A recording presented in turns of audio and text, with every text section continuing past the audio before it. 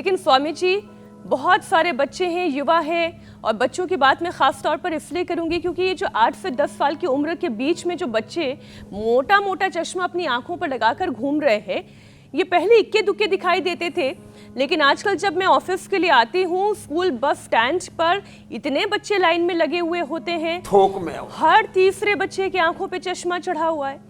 स्वामी जी, क्या ये सच है कि स्क्रीन टाइम की वजह से ही आंखों की मांसपेशियों को स्थायी रूप से ये कमजोर कर देता है, या फिर गलत आहार और जेनेटिकली भी ये होता है? एकदम ठीक कहा। 3 चीजें एक साथ काम कर रही हैं। जेनेटिक इफेक्ट भी होता है, जिन माता पिता की आंखें कमजोर हैं, देखो जैसा बीज वैसी फसल। ये तो जो है गेहूं चावल शाक सब्जियों में देखते हैं, पशुओं में भी देखते हैं, गाय भैंसों में घोड़ों में भी सब में देखते हैं। तो जैसी बीज वैसी नस्ल वैसी फसल। तो देखो माता पिता का भी असर आता है बच्चों पर। इसलिए मैं कहता हूँ माता पिता को जब वो संतान को जन्म दे रहे होते हैं उस समय तो उनको अपने आप को पूरी तरह से योग से ऐसे उभार लेना चाहिए, ना आंखों की समस्या, ना कान की, ना दिल की, ना दिमाग की समस्या होनी चाहिए, ना उनको बीपी शुगर होना चाहिए, ना मोटापा होना चाहिए। आप अपने आप को पूरी तरह से नियंत्रित करके, पूरी तरह से स्वास्थ्य अपना अच्छा करके फिर आपको बच्चों को जन्म देना चाहिए। किसी कारण से किसी को कोई प्रॉब्लम भी है तो 99% लोग अपनी प्रॉब्लम से अपने आप को उभार करके पूर्ण स्वस्थ बना करके, अरे भगवान कृष्ण जी ने तो रुक्मिणी से विवाह होने के बाद 12 वर्ष तक, ये महाभारत में पूरा प्रसंग है इसका, 12 वर्ष तपस्या करने के बाद फिर प्रद्युम्न को जन्म दिया। तो हमारे पुरखों ने जब ऐसे किया तो आज यदि किसी कारण से किसी को कोई प्रॉब्लम भी है तो अपनी प्रॉब्लम्स को हटा करके फिर बच्चों को जन्म दे। और फिर जो आप अगली बात की आपने, जंक फूड से लेकर के फास्ट फूड से लेकर के खाने पीने में साग सब्जियां और जो आंखों को पोषण देने वाली अच्छा चीजें स्वामी जी, एक तस्वीर में क्योंकि दर्शकों के सामने रख रही हूँ, जंक फूड और तमाम तरह की चीजें बढ़ गई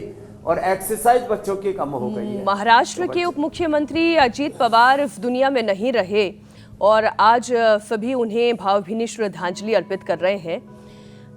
कितना कुछ चल रहा होता है जीवन में, हर दिन की दौड़, हर दिन की भाग, शिकवा, शिकायतें, लड़ाइयाँ, राजनीति, उसी के बीच में सम्मान भी है, प्रतिष्ठा भी है, लेकिन ये सारी चीज़ें अचानक से एक झटके में, एक पल में सब खत्म हो जाता है। अजीत पवार इस दुनिया में नहीं रहे और जिस तरीके के हादसे में उनकी जान गई, कोई सोच भी नहीं सकता था इस तरह से भी एक नेता इस दुनिया को अलविदा कह देगा। महाराष्ट्र के उप मुख्यमंत्री अजीत पवार, और इस वक्त उन्हें श्रद्धांजलि देने वाले लोगों का तांता लगा हुआ है। स्वामी जी, वाकई में ये आंखें और क्या क्या देखेंगी, और ख़ास तौर पर परिवार के लिए सबसे दुखद समय है। बाकी राजनीति सब अपनी जगह है, लेकिन परिवार के लिए बड़ा दुखद समय है। हाँ,